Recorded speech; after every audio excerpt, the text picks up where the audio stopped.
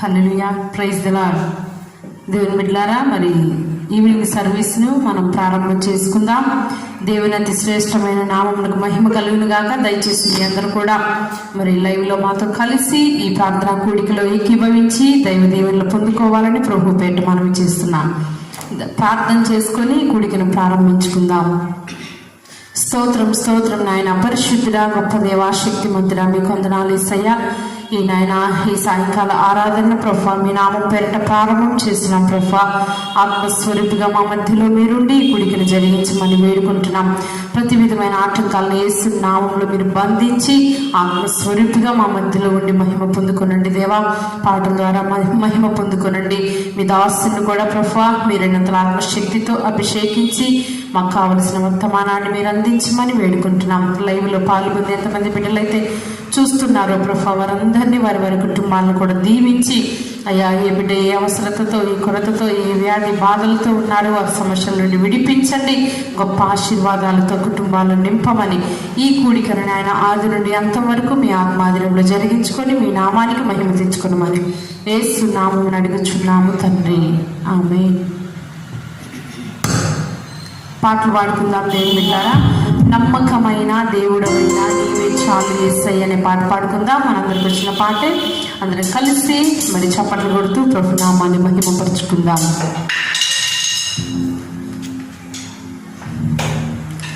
నమ్మకమైన దేవుడవైనా నీవే చాలు యేసయ్యా. నమ్మకమైన దేవుడవైనా నీవే చాలు యేసయ్యా. నేనేమై ఉన్నా, ఏ స్థితిలో ఉన్నా, నేనేమై ఉన్నా, ఏ స్థితిలో ఉన్నా, ఇంకేమీ కోరుకోనయ్యా, ఇంకేమీ కోరుకోనయ్యా. నమ్మకమైన దేవుడవైనా నీవే చాలు యేసయ్యా.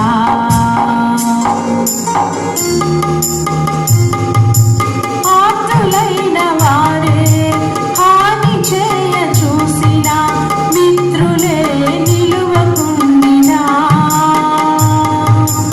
ఆతులైన వారే హాని చేయ చూసిన మిత్రులే నిలువకుండినా,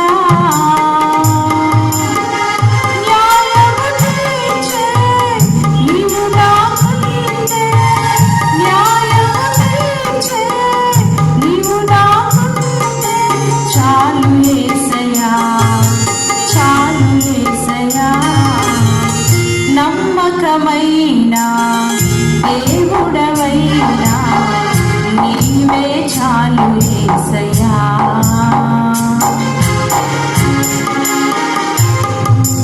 జ్ఞానమంత చూపి శక్తి ధార పోసిన నష్టమే మిగులుచుండినా,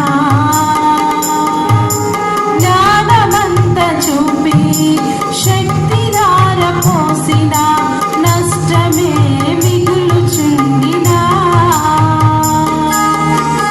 శాపము మోపే నీవు నాకుంటే, శాపము మోపే నీవు నాకుంటే చాలు యేసయ్యా, చాలు యేసయ్యా.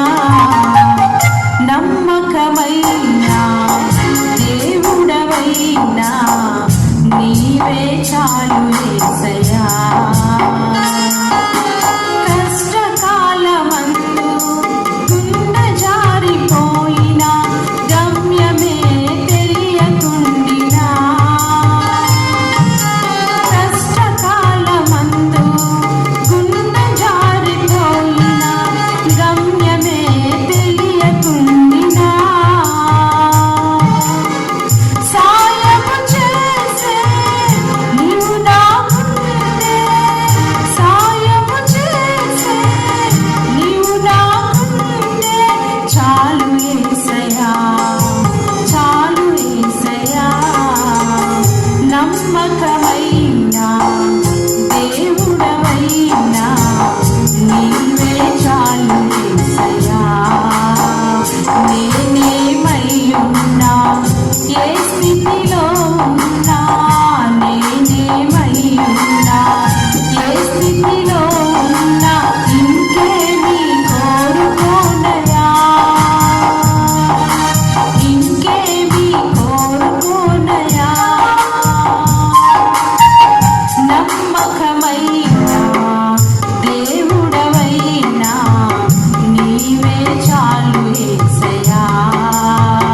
నమ్మకమైన దేవుడవైనా నీవే చాలు యేసయ్యా.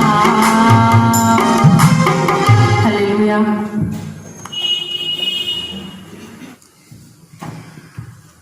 హల్లెలూయా. ఒకసారి నీ స్వరము వినగానే ఓ దేవా నా మనసు నిండింది. ఒకసారి నీ ముఖము చూడగానే యేసయ్యా నా మనసు పొంగింది. ఒకసారి నీ స్వరము వినగానే ఓ దేవా నా మనసు నిండింది. ఒకసారి నీ ముఖము చూడగానే యేసయ్యా నా మనసు పొంగింది. నా ప్రతి శ్వాసలో నువ్వే, ప్రతి ధ్యాసలో నువ్వే, ప్రతి పాటలో నువ్వే, ప్రతి మాటలో నువ్వే. నా ప్రతి శ్వాసలో నువ్వే, ప్రతి ధ్యాసలో నువ్వే, ప్రతి మాటలో నువ్వే, ప్రతి పాటలో నువ్వే. ఒకసారి నీ స్వరము వినగానే ఓ దేవా నా మనసు నిండింది. ఒకసారి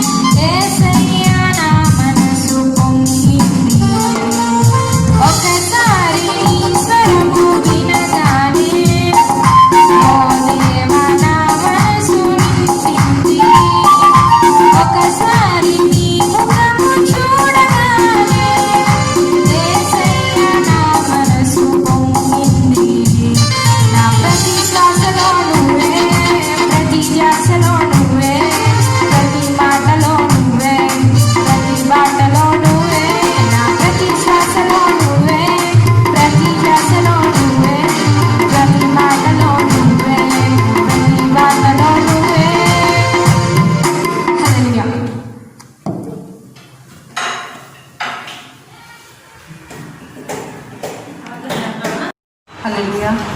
మంచి దేవుని బిడ్డలారా, ఇంతవరకు పాఠం ద్వారా మహిమ పొందుకున్న దేవుడు వాక్యం ద్వారా కూడా మనతో మాట్లాడి మనల్ని బలపరిచినట్లుగా రెండు చేతులు పైకెత్తి కళ్ళు మూసుకొని దేవాది దేవునికి స్తోత్రం చెల్లిద్దాం. హల్లెలూయా, హల్లెలూయా, హల్లెలూయా, స్తోత్రం, స్తోత్రం. ఈ సమయంలో శామ్యూల్ వచ్చి ప్రార్థనలు నడిపిస్తాం.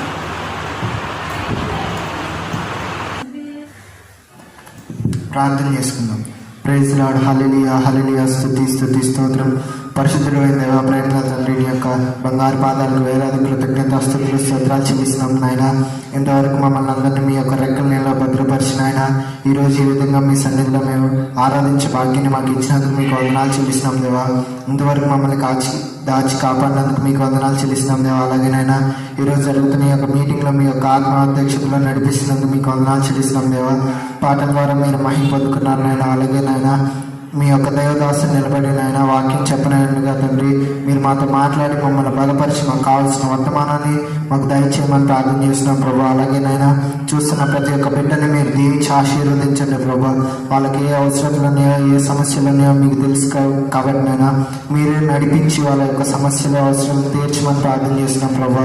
మీకు స్తోత్రాలు చెల్లిస్తున్నాం నాయన. అలాగే దేవా, ఇంకా జరగనున్న ప్రతి ఒక్క కార్యక్రమంలో మీరే తోడుగా ఉండి అధ్యక్షత వహించి నడిపించమని యేసు అతి పరిశుద్ధ నామములో అడుగుచున్నాం తండ్రి, ఆమేన్. దేవుని నామానికి అత్యధికమైన మహిమ కలుగును గాక. ప్రియులారా, ఈ ఈవినింగ్ సర్వీస్లో మిమ్మల్ని అందరినీ కలుసుకుని ప్రభువుని మహిమపరచడానికి ప్రభు నాకు ఇచ్చిన కృపను బట్టి ప్రభుని నేను ఎంతగానో స్తుతిస్తున్నాను.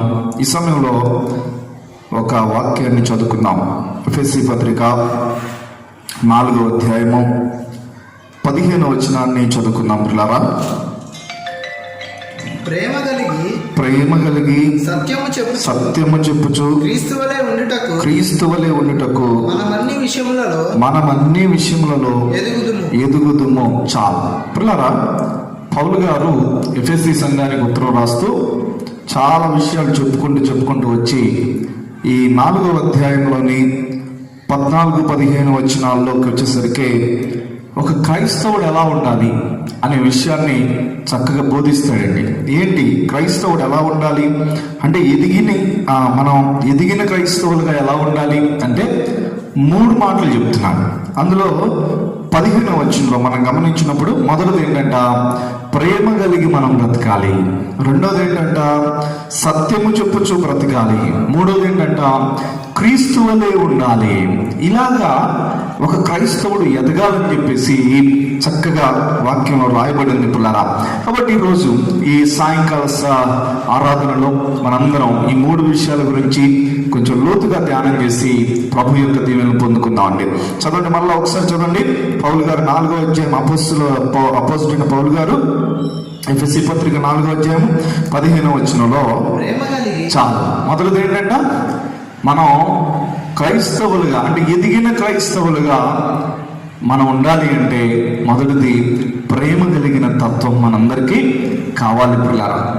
ప్రేమ అనేది ఏంటి అంటే ఆదరించటం, ఆప్యాయత చూపటం, ఆదరణ కలిగించటం. ప్రేమ అనేది చాలా శ్రేష్టమైనది.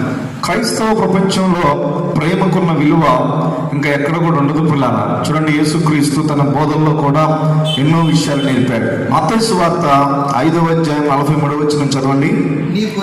నీ పొరుగువాని ప్రేమించి నీ శత్రువును ద్వేషించమని చెప్పబడిన మాట మీరు విన్నారు కదా.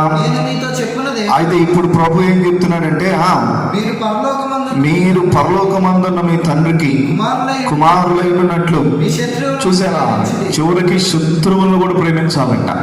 ఆ మిత్రులను కాదు, మిత్రుల్ని అసలు ప్రేమించు ఉండాలి, కానీ ఇంకొక అడుగు ముందుకే పడ్డది. యేసుక్రీస్తు అంటాడు, మీ శత్రువులను కూడా ప్రేమించాలి. అలా ప్రేమిస్తే మనం ఏమో ఉంటామంట, మన పరమ తండ్రికి మనము పిల్లలుగా ఉంటామని చెప్పేసి రాయబడి ఉంది పిల్లరా. కాబట్టి యేసుక్రీస్తు తన బోధనలో ఎక్కడ చూసినా, తన క్రియల్లో కూడా తన బోధనలో ప్రేమించమని చెప్పాడు, తన క్రియల్లో కూడా పిల్లరా యేసుక్రీస్తు చేసి చూపించాడండి. ఒక వ్యభిచారంలో పట్టుబడిన ఒక స్త్రీ ఆమె యేసు ప్రభు దగ్గర తీసుకురాబడినప్పుడు అందరూ రాళ్ళతో కొట్టి చంపండి అన్నప్పుడు యేసు ప్రభు ఆమెను ప్రేమిస్తాడు, ఆమెను క్షమిస్తాడు. దేవుని బిడ్డలారా, క్షమించి అందరితో అంటాడు, ఇదిగో ఇక్కడ పాపము చేయని వారు ఎవరైనా ఉంటే ముందు ఒక రాయమని చెప్తాడండి. కానీ ఎవరైనా వేశారు అంటే ఎవ్వరు కూడా పాపము చేయని వారు లేరు అక్కడ.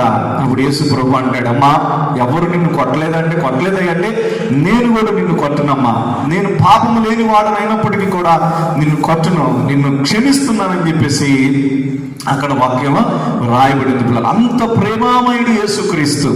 ఒక ఎదిగిన క్రైస్తవుడు కూడా ఇటువంటి ప్రేమను కలిగి ఉండాలి. మన మిత్రులను ప్రేమించాలి, సంఘంలో ఉన్న వారిని ప్రేమించాలి. అదే రీతిగా దేవుని బిడ్డలు మనకి శత్రువులు అనబడే వాళ్ళని కూడా మనము ప్రేమిస్తూ ఉండాలి. అలా ప్రేమిస్తూ ఉన్నప్పుడు నిజంగా మనము క్రీస్తులో ఎదుగుతూ ఉంటాం, ఎదిగిన బిడ్డలుగా మనము మార్చబడతామని చెప్పేసి దేవుని వాక్యంలో రాయబడింది పిల్లరా. కాబట్టి మనందరము కూడా ప్రేమ కలిగిన వారిగా మనం బ్రతకాలనేది ప్రభు యొక్క వాంఛ పిల్లరా. చూడండి, 1 కొరింథీ పత్రిక 13వ అధ్యాయం అంతా కూడా ప్రేమ గురించి రాస్తాడు. ప్రేమ గురించి, ఇదిగో నేను మనుషుల భాషలతో మాట్లాడిన, దేవదూతల భాషలతో మాట్లాడిన, ప్రేమ లేని వాడిని అయితే వ్యర్థం, ప్రవచనాలు నా ప్రేమ లేని వాడిని అయితే వ్యర్థం, ఇలా చెప్పుకుంటూ వస్తూ 14వ అధ్యాయం 1వ వచనానికి వచ్చేసరికి ఏమంటాడు చూడండి, ప్రేమ కలిగి ఉండుటకు, ఇది ప్రేమ కలిగి ఉండుటకు ప్రయాసపడండి. సంఘములో ప్రేమ కలిగి ఉండుటకు ప్రయాసపడండి, కుటుంబాల్లో ప్రేమ కలిగి ఉండుటకు ప్రయాసపడండి. ప్రేమ అనేది లేకపోతే కుటుంబం కానీ సంఘం కానీ పిల్లరా ఎదగలేదు, అభివృద్ధి పొందలేదు, వర్ధిల్లలేదు పిల్లరా. ఎవరి దారిన వారు వెళ్ళిపోతూ ఉంటే ఆ కుటుంబాలు ఏమో ఆశీర్వదించబడతాయి చెప్పండి.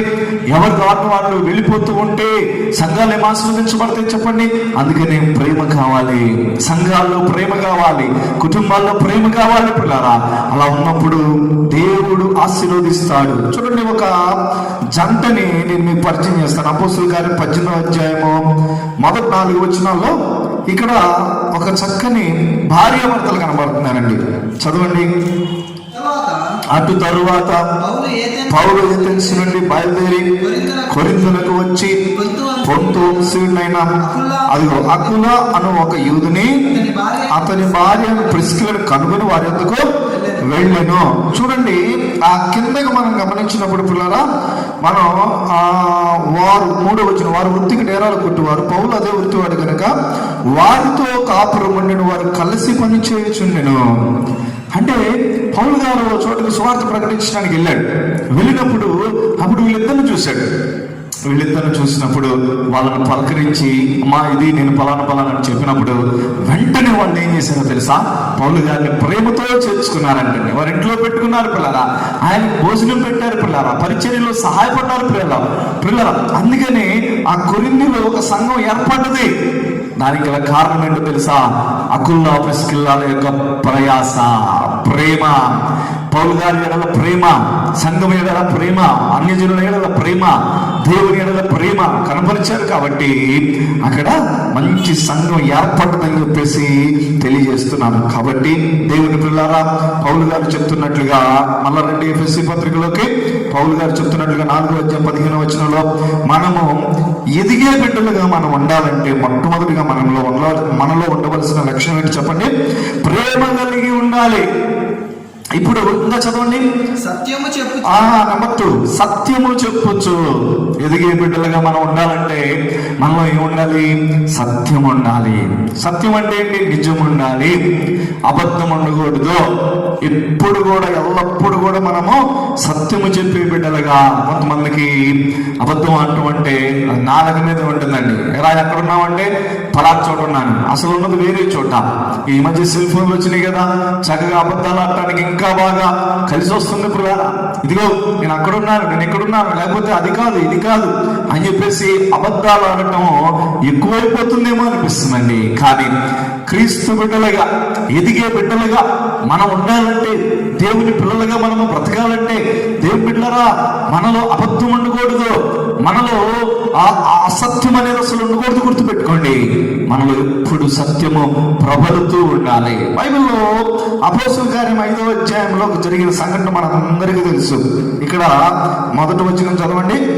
మనుష్యుడు తన భార్య అయిన సప్పీరాతో ఏకమై పొలమమ్మెను. చాలు. ఇక్కడ అననీయ సప్పీరాల యొక్క జీవితం మనం చూస్తున్నాం పిల్లరా. ఈ అననీయ సప్పీరాలు ఇద్దరు కూడబలుకున్నారు. ఆ రోజుల్లో మంచి ఉజ్జీవంగా సంఘం ప్రవహిస్తూ ఉందండి. ఉజ్జీవంగా వెళ్ళిపోతూ ఉన్నప్పుడు అందరూ ఒక దారి వెళ్ళిపోతూ ఉంటే అననీయ సప్పీరాలు కూడబలుకొని ఇంకో దారి వెళ్ళిపోతున్నారు. ఏంటది? అబద్ధం ఆడుతున్నారు. అబద్ధం ఆడి దేవుణ్ణి మోసం చేయాలని చూశారు, దైవజనుడిని మోసం చేయాలని చూశారు. కానీ అది కుదరలేదు పిల్లారా. దైవజనుడిని మోసం చేస్తే దేవుణ్ణి మోసం చేసినట్లే. గుర్తుపెట్టుకోండి. అక్కడ మనం గమనించినప్పుడు అననీయ వస్తాడు. వచ్చి పేతురు గారికి వెంటనే దేవుడు బయలుపరుస్తాడు, అననీయ అబద్ధం ఆడుతున్నాడు అని చెప్పేసి.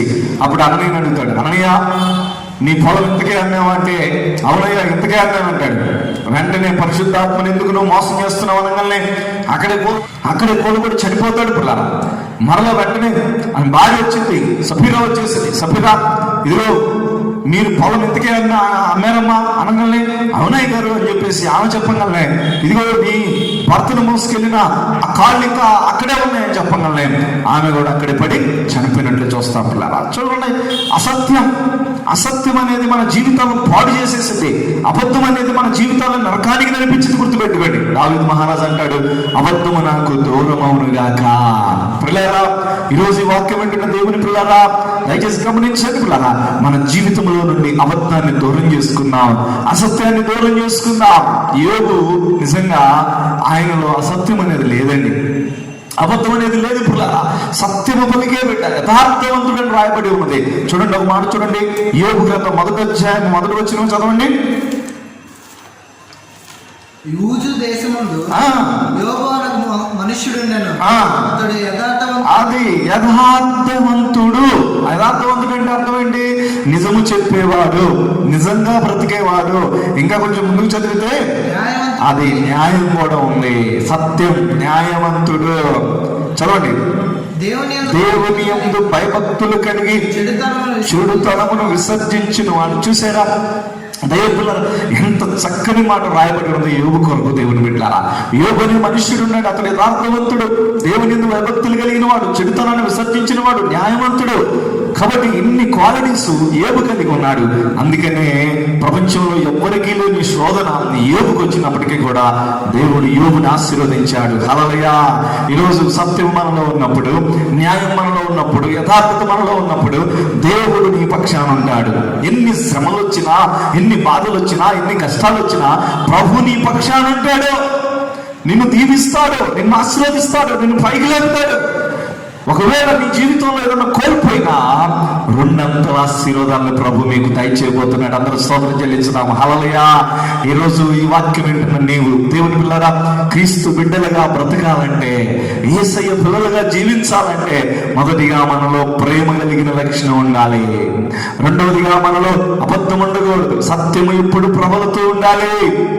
సత్యము చెప్పుచు ఉన్న బిడ్డలుగా, అసత్యము లేని బిడ్డలుగా మనము బ్రతకాలని చెప్పేసి దేవుడు కోరుకుంటున్నాడు. పిల్లరా, ఇంకా మనం చదువుకుందాం. ఎఫెసీ పత్రిక 4వ అధ్యాయం 15వ వచనం చదవండి. మొదటిది ప్రేమ కలిగి, రెండోది సత్యము చెప్పుచు, మూడోది ఏంటంట ఎదిగే బిడ్డలకున్న ఇంకొక లక్షణం ఏంటంట, మూడో లక్షణం ఏంటంట యేసయ్యలాగుంటామండి. దేవునికి స్తోత్రం చెప్తాం. హల్లెలూయా. యేసు ప్రభులాగుంటాం.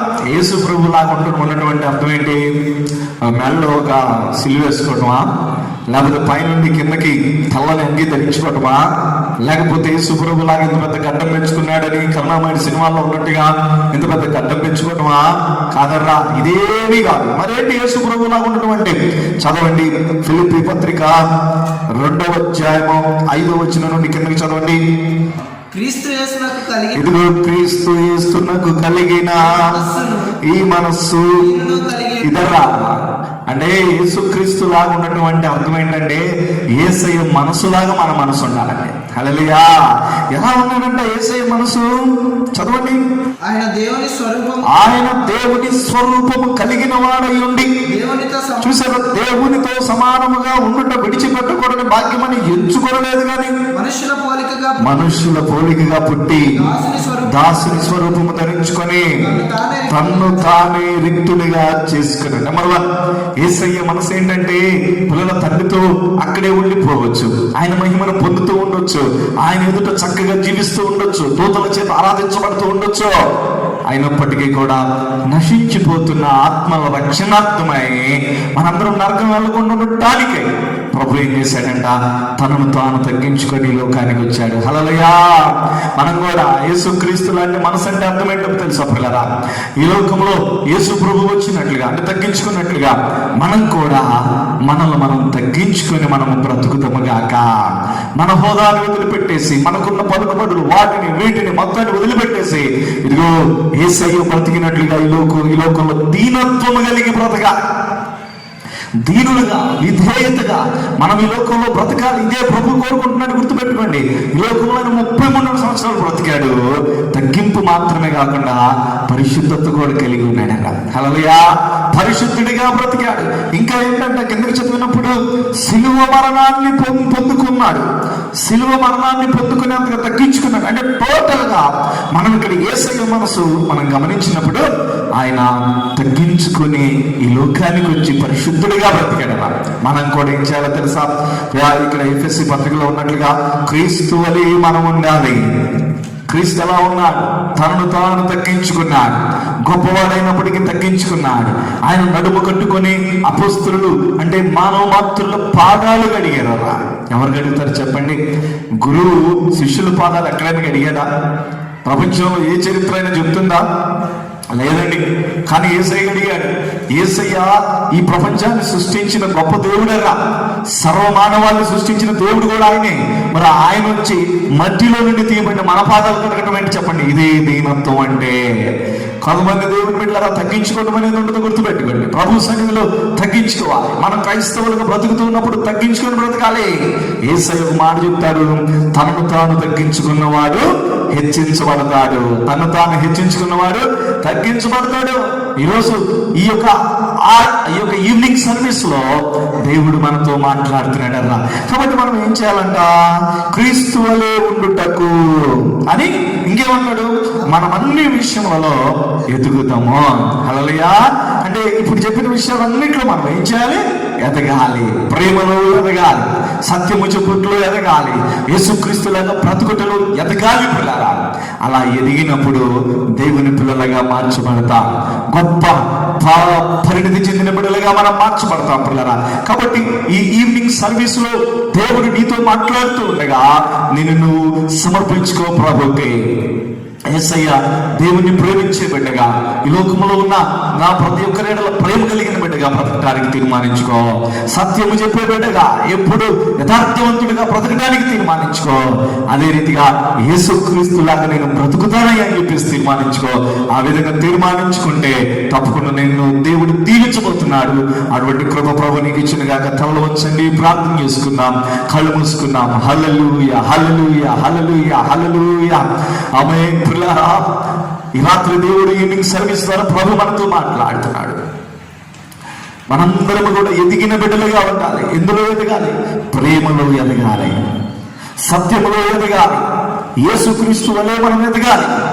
ఇలా చేసినప్పుడు దేవుడు మనల్ని బట్టి సంతోషిస్తాడు, మనల్ని బట్టి ఆనందించే దేవుడై ఉన్నాడు. కాబట్టి ఈ సర్వీస్ లో దేవుడు నీతో మాట్లాడుతూ ఉండగా ఈ 3 విషయాలను వెతుకున్నట్లుగా ప్రభుకు సమర్పించుకో. ప్రార్థన చేసుకుందాం. ప్రార్థన.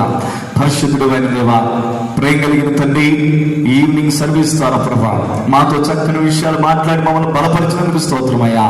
ఈ కూడికను మొదటి నుండి చివరి వరకు మీ ఆత్మలో జరిగించినందుకు స్తోత్రం చెల్లిస్తున్నాను ప్రభా. దేవా, ఇదిగో ప్రత్యేకంగా ప్రభా ఈ సమయంలో మాతో వాక్యం ద్వారా మాట్లాడి మమ్మల్ని బలపరిచినందుకు వందనాలయ్యా. ఈ చెప్పబడిన వాక్యం మా హృదయంలో ఫలింపచేయండి ప్రభా. నీ ఆత్మతో నింపండి ప్రభా. మేము ఈ 3 విషయాలు ఎదిగినట్లు ప్రభా మాకు సహాయం చేసి నడిపించండి.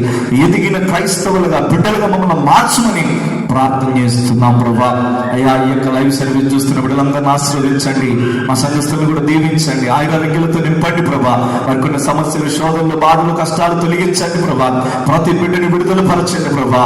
అయ్యా ఈ రోజు ప్రభా ఎవరైతే ఇది కరోనాతో ఇబ్బందులు పడుతున్నారో వారందరినీ మీరు తాకమని ప్రార్థన చేస్తున్నాం, విడిపించండి, కుటుంబాన్ని దీవించమని ప్రార్థన చేస్తున్నాను ప్రభా.